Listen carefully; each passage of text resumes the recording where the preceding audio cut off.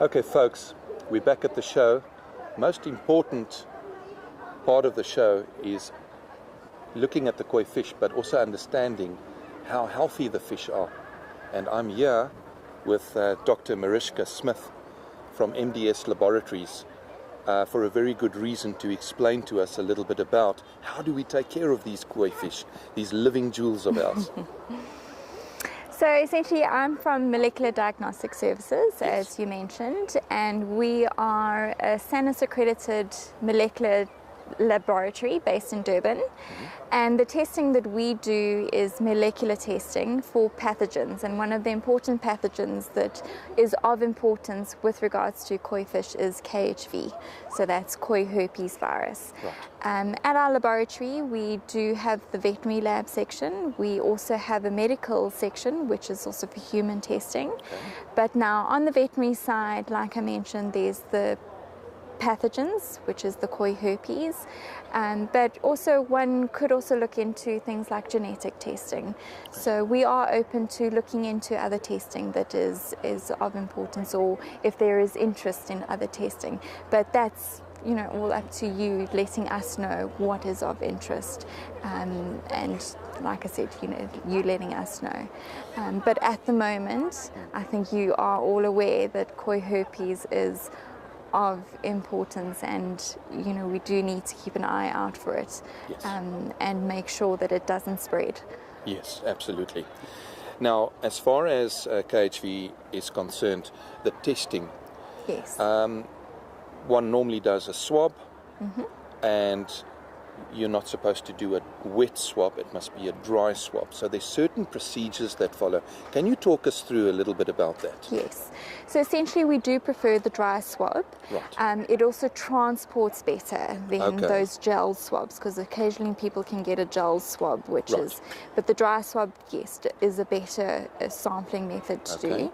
So what we like to do is from those gill filaments, if you take a swab of those gill filaments, so just that by the gills, if you can just lift up that gill flap a bit. The operculum. The operculum, lift that up, and then just swab those gill filaments lightly, because obviously you aren't wanting to damage those gills at all, because if you are swabbing a live fish, you're not wanting to damage those gill filaments or compromise your fish at all.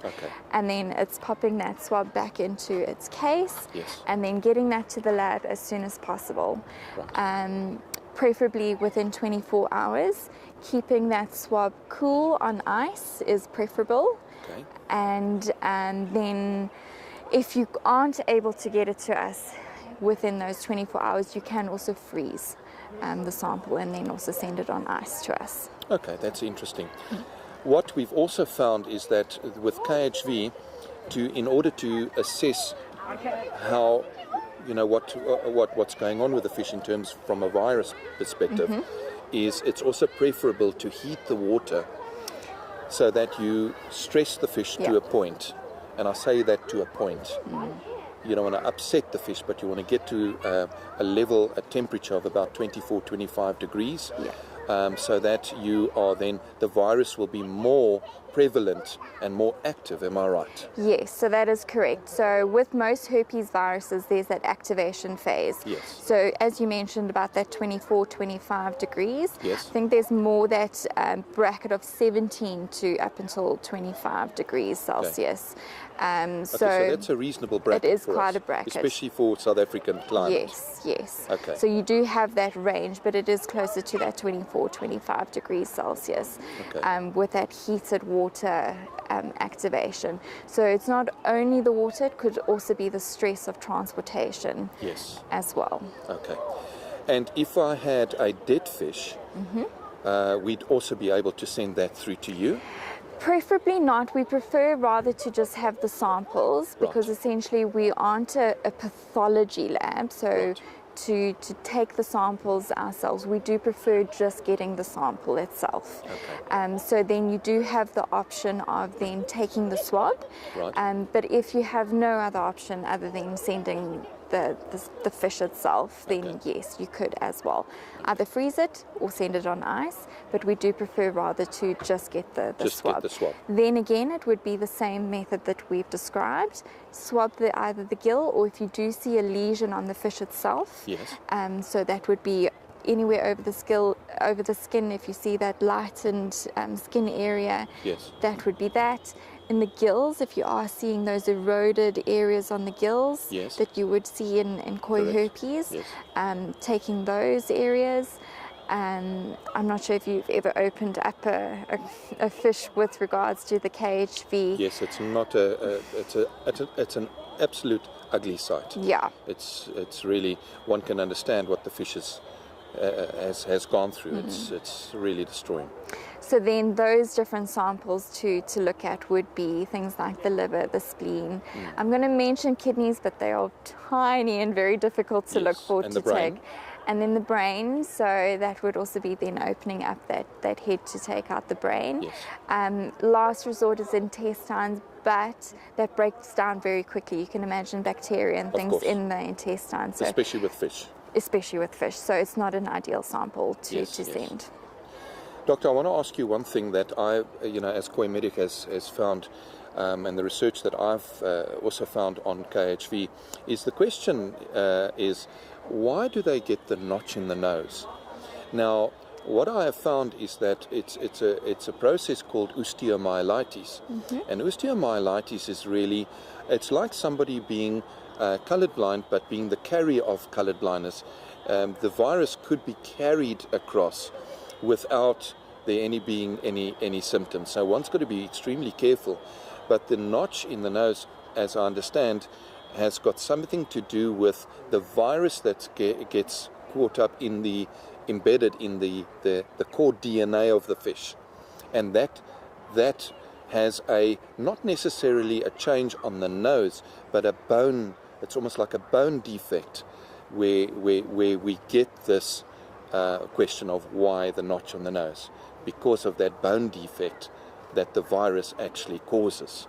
Well, that would be interesting, because the name itself, osteomyelitis, is essentially a description in itself saying breakdown of bone. There we go. And I mean, that would be for that specific area there on that nose. Yes. So one could also wonder, is that just a specific area, which that is an erosive area of where that virus is, where those inclusion bodies are. Yes. I mean, that could be another question as to where it is, or is it then in the DNA itself? Well, this is why we are so pleased to have you here to help educate and to help us so that we can look after our beautiful little swimming jewels. And the laboratory, I just want to go back on what you said. Any suggestions of anything else that koi related that you could help? I mean, your laboratory is so advanced and so well known throughout South Africa. I'd actually say Southern Africa as well. But you've got such an advanced laboratory. So if we have any questions with regards to any form of disease, we would be able to then just contact you and just find out. Is that correct? Yes, you're welcome to give us a call. Wonderful. Well, Doctor, I don't know if there's anything else that you want to add. Well, I was just wondering, you had mentioned about the latent infection in koi herpes. I'm not sure if you maybe want us to just go into that. Please. Because yes, you do pick up those fish that have the active signs of the koi herpes, but we must bear in mind that there are those fish that also do recover or don't necessarily show those symptoms. But we must bear in mind that there are some of those fish that are those latent carriers, and that potentially with that heated water or with transportation can then reactivate that virus and become shedders. So I think that maybe just breeders and fish owners alike must just be aware that, just because the fish looks healthy, that it is possibly still around. I think we need to be cognizant of that fact. So testing is crucial. Testing is crucial. Regardless. Doctor, that's very good advice to all us koi keepers, because in many cases we buy fish from various breeders and dealers, and the world is opened up to we bring in tons of fish a month into South Africa, so it's very important that we've addressed this issue, and we're very grateful for this interview. So thank you so very much. Thank you for having me. I really appreciate it. From the experts. Now you know, and that is the heart of what we're trying to do, all of us, is to educate and entertain at the same time. Thank you so much.